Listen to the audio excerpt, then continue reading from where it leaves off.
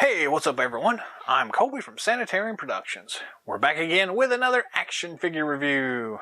In this episode, we're taking a look at the Mortal Kombat 11 series from McFarlane Toys. This is Sub-Zero. And more specifically, this is one of the alternate versions of Sub-Zero. For me, I was intrigued by this color scheme, this crazy purple translucent-y thing going on here is what drove me to pick this figure up. So that's where I'm coming from. Well, let's take a look here and see what we got here. Comes on a standard Mortal Kombat 11 package here. Nice large window so you can see everything inside the figure here. I will note that in this particular figure, one of the axes is it's popped loose from the blister inside and it's kind of down a little further. The tape's still there, it's just it didn't hold on and it's kind of moved, I guess, in shipping or something like that. So be aware of that. That can happen. Not that big a deal to me. We're opening this guy up, but yeah. So flipping it over to the side here, we do have the cool Mortal Kombat and a blow up of the photo of the figure. I don't really know why they do that instead of having character art, but they do. The bottom has standard copyrighty information here. This one, what does it say on it? 2021 copyright. Far side here has kind of the same thing, the Mortal Kombat logo there. A little bit more of that window box thing here, the McFarlane Toys logo. A picture of that cool purple axe. The top has more of that window and McFarlane Toys 4+, not a toy. The back side is a little plain. It has just the figure glamour shot here. 22 moving parts, Mortal Kombat, etc., etc., etc., McFarlane Toys, etc. So, yeah, I mean, it's kind of a plain package here, but I don't know. Let's go ahead and dive into this guy here. We do have one of those cool, clear, stickery things here at the bottom here. So we're just going to slice that apart. Grab the bottom here.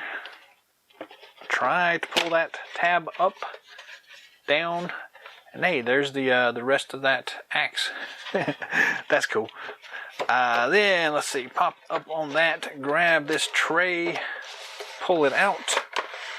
Nothing left inside the box here, so we can toss that safely to the side. We have the blister tray plastic thing that lifts straight out of this standard boxy thing here. We're going to unfold these little things here to get to our tray little thing here. I don't know. I've still not found a good way of getting these things off, so we're doing it that way.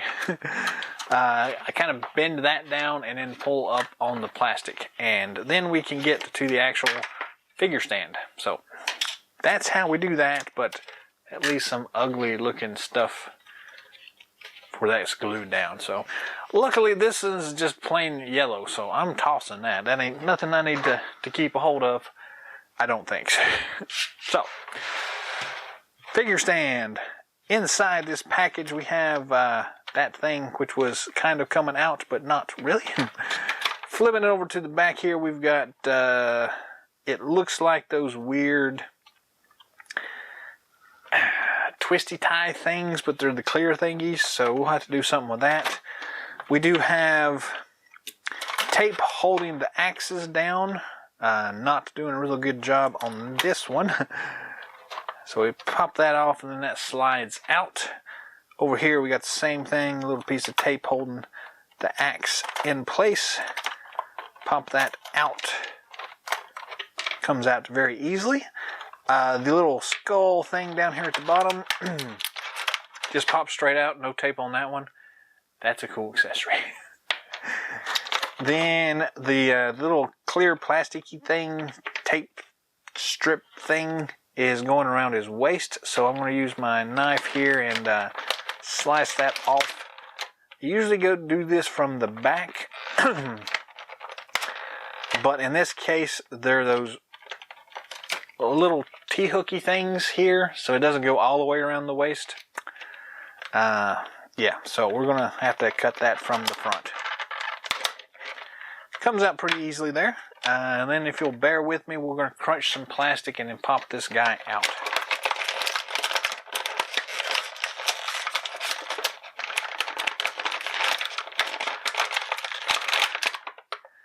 Alrighty. Everything's off the tray. We're going to toss that to the side now. And we can zoom in. So let's go ahead and do that here. I'll pull the camera down a little bit. That looks about right where we want it to be.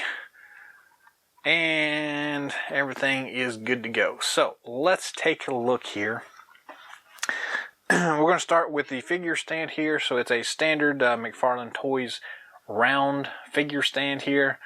One single foot peg there. For whatever reason, there's like fingerprintsy things going on here. A weird kind of oily thing all the way around this. I don't really know. I'm sure I can buff that out without any issues, but I don't know. I've not picked up a lot of these Mortal Kombat figures, so I don't know if that's kind of just the way it is or if this one is just weird. So we do have the Mortal Kombat logo on it there. Beyond that, it's kind of a standard black base. So I like the bases, but they're kind of throwaway stands. Whatever.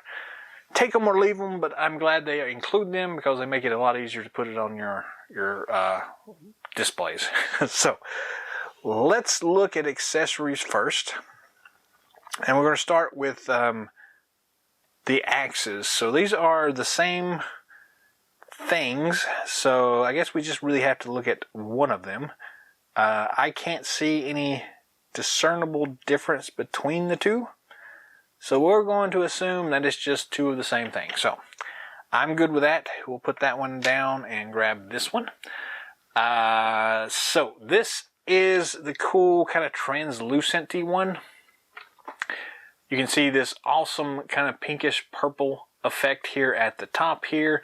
The rest of the weapon itself is kind of clear, like that ice clear, which is very cool, and I do like that. If we dial the light down a little bit here, maybe we can see some details a little bit better. We do have these grips molded into the bottom here, or midsection of the shaft for the handle, which is nice. Got a little roundy thing here, standard kind of shafty thing there, and then we can see all this cool detail in the actual blade itself. Very nice looking. Again, it's that really cool translucent effect. I really like that a lot. We do get two of these. These are made out of a kind of softer plastic here. They're not extremely bendy, but they are bendy enough. And this particular one that we didn't pick up, the handle's a little bent, so it may need to be kind of reheat formed to get it to take its shape a little bit. Actually, just doing that right there seems to have taken care of that. But yeah, so we get two of those. Very, very cool looking axes.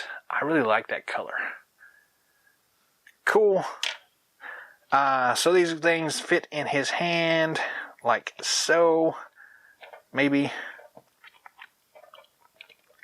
How do we get this to work?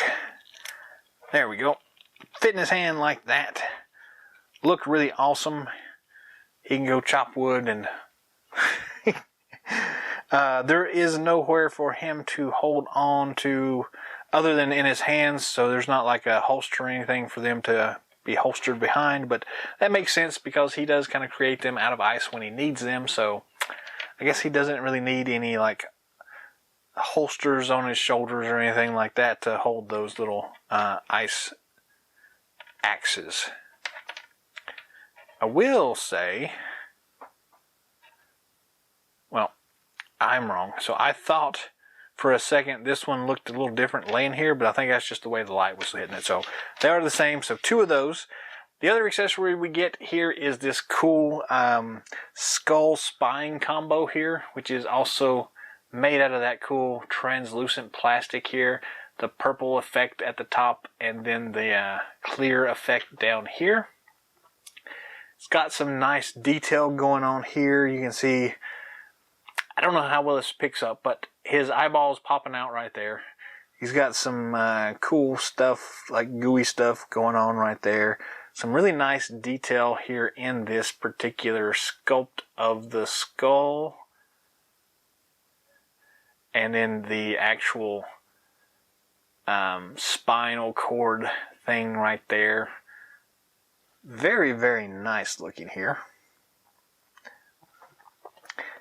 That also fits in his hand pretty easily, so after he's done his fatality, he can pull their frozen skull and spine out. That is really awesome there. I do like that a lot, so yes. Those are the only accessories we get, so let's move on to the figure itself. I guess we can pull the light back up here, I guess. Alright, let's take a look at the detail here. So a lot of cool detail in here. That is one thing McFarlane Toys has done a really great job of. They always put in lots of cool little details everywhere. So the head sculpt looks really awesome. We got that cool kind of leather pattern work. So you can see some of the folds in the clothing there. Nice mask there from the game itself. Cool shoulder pauldrons. Nice metallic effects going on there. I like the purple going on. Cool folds in the clothing here. Again, nice textures inside of that as well. Some nice detail in the arms. Can't really see underneath to the chest to see the detail in there, but there is some in there. Again, nice metal effects for the armor all the way around here. Lots of details in like these buckles on his bracers. And then a little bit of weird paint stuff going on here in this gloved hand, but not that big a deal. Moving on down, we see some cool knives all the way around his waist. Again, nice metallic buckles. One thing that I'm not really sure about is why they've got the buckles painted metal, but the daggers don't get painted. They're just plain purple. I don't know. Moving on down, we'll keep looking. All this cool detail here in this outfit here. Got a little paint snafu right there. Not that big a deal, but a little bit of a stray paint app. Again, really cool textures in this clothing thing here, this little cloth thing. Nice textures here in his legs, pouches and things like that. Again, moving on down, we've got more of those daggers. More cool metal effects here, all the way down to the tips of his boots that are metal. Flipping it over to the back, we have similar things here. Nice textures in his vesty thing. Very cool kind of waist thing here. And I like the way like the leather look there, where it's like indentations and things like there in the folds. He's got these cool, slightly bigger daggers. I would almost call those, what are they, Tontos? I don't know.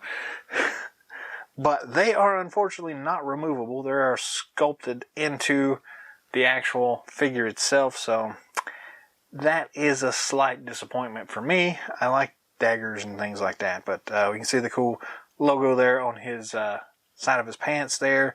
Again, more awesome stuff going down the back of his legs. Really, really impressed with the level of detail in all this stuff. This is just very, very nicely done here. Let's look at articulation here. The head does spin 360 degrees. And it pops off like that, which I don't think we should have done. But you can see the little neck joint there, which doesn't look like it moves forward or backwards. So let's but while we're here, let's look at this stuff in here. So we got this cool plasticky thing here, nice soft plastic. His neck piece here is kind of a little bit more solid, and that peg should fit in there like that. So yeah, he's unfortunately not going to be doing a whole lot of head turning. He can go about that far, about that far. That little weird piece on his neck guard gaiter thing is gonna hurt him, so he can't really look forward too much and can't look backward too much. You may also just have to play around with it a little bit to get it to fit underneath this chest piece here. Not terrible, but a little bit restricting, to be honest with you. So standard ball and swivel here at the shoulder joint. Actually, it's got the double shoulder joint here. The butterfly, I guess is what they're calling that, but still very nice there. So it goes all the way it needs to there. We do have a swivel at the top of the bicep. We have a double elbow joint there. Very cool. Then we have the ball jointed swivel rockery thing here at the wrist. Looks like these wrist guard things don't articulate, so you just have to use the wrist and the top of the bicep to get it to go where you want it to. So not that big a deal. We have standard kind of waist twist here. It is a two-piece action thing here that I can see here, but because of the way his clothing is, it's kind of limited here. So we really just have the twist at the waist, sort of. But not a lot of ab crunch features going on. Kind of works, but it kind of doesn't. So, yeah. Standard plasticky T-hooky things there, so his clothing doesn't get in the way of doing his splits, so that's nice. Can also rotate up that far, back that far, so very nice there. Because of these standard kind of weird, let's see if we can get in here to look here. Yeah, it's got those kind of weird joints there. So you can get it to rock out to get it to go at a slightly different angle if you need to, but I also like that clickiness. It's nice. Beyond that, so we have a twist at the, what would you call it? It's the top of the knee, but it's the lower thigh. It twists. We also have a double knee joint. It's a little sticky at the top one, but it's there. Then we have, see, no boot cut articulation, but we have the swivel rocker thing at the ankle. So technically the swivel is at the top of the ankle, and then we have the rest of that weird joint there. We also have that toe articulation here, which is pretty awesome, but a little bit extravagant there. I don't know why you would need to pose him with his toe up that far, but who am I to judge, right? So still very nice. Yeah, I'm actually really impressed with this thing. It does work really well. It has lots of articulation. Some of it works better than others. The shoulder joints, the arm joints, all that stuff works really well. The chest joint, not so well. The head joint, not so well. The leg joint's great. The knee joint needs a little work on that one, but it'll loosen up, I'm sure. Everything else looks really, really good here. So, yeah, color me fairly impressed here. For me, I would say that the the plus sides outweigh the minus sides on this one quite a bit. I'm a little disappointed in the neck joint, a little disappointed in missing some paint apps on the daggers, and the fact that these daggers are sculpted on and not removable. And that's really the most of my concerns about this thing. Everything else is really, really nice here. I really do like the weapons here. I really love the two-tone color effect here. This is, again, the alternate version of Sub-Zero.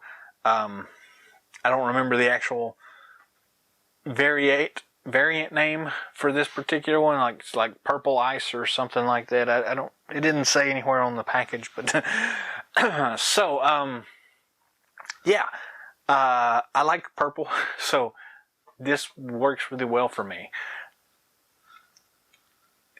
Standard retail price for this thing is around $20. I think it may be slightly under that nowadays, depending on which store you shop at. I've seen a few of these at Target for less than that. I've also seen a few of them at Target for more than that. And they do sometimes show up at GameStops and things like that.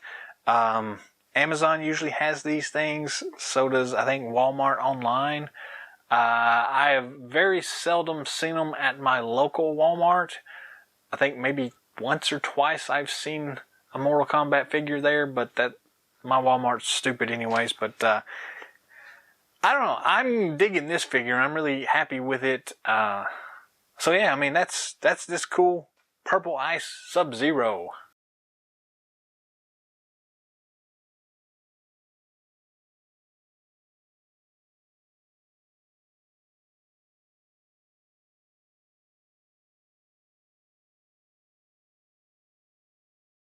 Well, that's all the time we have for today, so thanks for stopping by, thanks for watching, and everything else. I appreciate you spending a little time with us.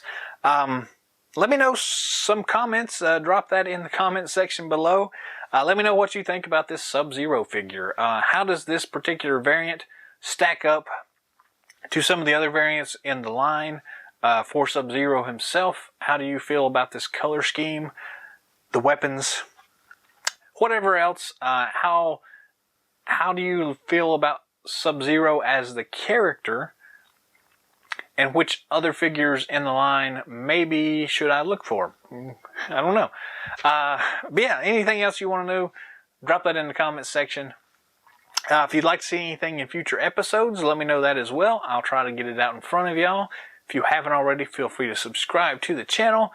Be on the lookout for more awesome videos coming down the pipeline. And until next time.